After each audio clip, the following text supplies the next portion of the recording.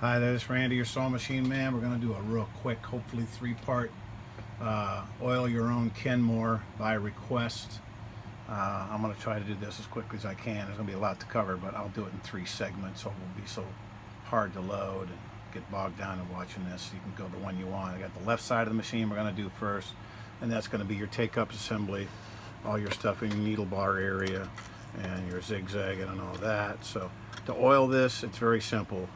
This side is very, very easy to over oil because gravity will take anything you oil up here and put it on the tip of your needle before the day is done. So you got to be real sparing with it. You'll see little dots, little holes, little oil journals on all your connections. And when I'm putting a drop, like right here, you'll see a little drop there. Back here, you'll see a little oil hole with a drop. There's one right here, there's one right here. You want to get on your needle bar on the top and then below, down here where it slides. So everything that slides or hinges or pivots or plunges through a plunger, you give it a drop of oil. And just a drop goes a long way. If you get too carried away, any oil it doesn't want or need, it will deposit on you, your fabric, the wall, and your surrounding environment, because everything's swinging along. Centrifugal force will throw it here and there and everywhere. So that takes care of your needle bar driving take-up assembly. Everything in there, just a drop. Anything that hinges or slides up and down, just a drop. Don't put too much. Going down to the hook assembly, I have another video on hook assembly, how to take it apart and put it back together. It's pretty straightforward. You put your left guide to the left, the right one to the right. Of course, it's going to start out in there like this. It's going to have your retainer ring like this, and your left snaps to the right, right snaps to the left, and then of course your bobbin case snaps in there with your little finger there sticking straight up to the top. It snaps in like so. So when you go to take it apart, you lift this out. As long as you have a hold of the latch, it won't fall out. Then you take your left one, snap it to the left. You don't snap it to the right or it won't go back together. Left one goes to the left, right one goes to the right. Very important.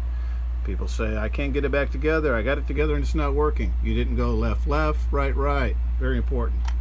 Take this out, take this out. Now, where you want to oil here, the important place is back here behind this driver, right in here. That is very critical because that is metal on metal bearing there. And you have to have some molecules of oil between the two kinds of metal so they don't grind against each other. It'll lock this machine up like it's welded if that's dry. You can oil the dickens out of this, it's no big deal. Now the other place over here where your shuttle runs in the race, your hook assembly, shuttle, whatever you want to call it, this is hard chrome, and inside here is a soft alloy. It's like bearings in a car. Your crank shaft is hard chrome, the bearings are a soft alloy. That's the way they design it, it's the way it works best. So what you do to get the best results, what I like to do is usually there's little metal fragments in here, little shavings. It's almost like a little black powder. People say, I'm getting grease on my thread. Nope, that's metal shavings. So what you do is you soak that with oil and then you wipe it out, kind of give it a little bit of a rinse job. Get your rag, wipe it out real good, both sides. You know, rotate your hook driver to the other side.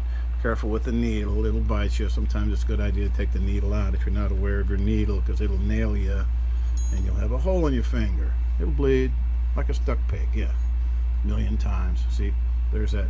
It looks like grease, but that is actually metal shavings, and the oil washes that out, and you come back in and oil on top of that.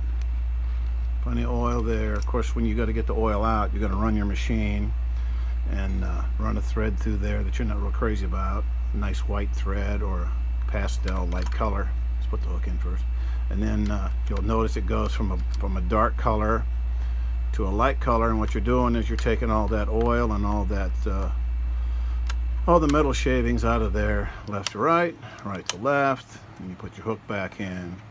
And that's how you oil that side. Okay, going to wrap up that first segment of it, and we'll go to the other side. So that's the end of part 1. Oiling your Kenmore 158.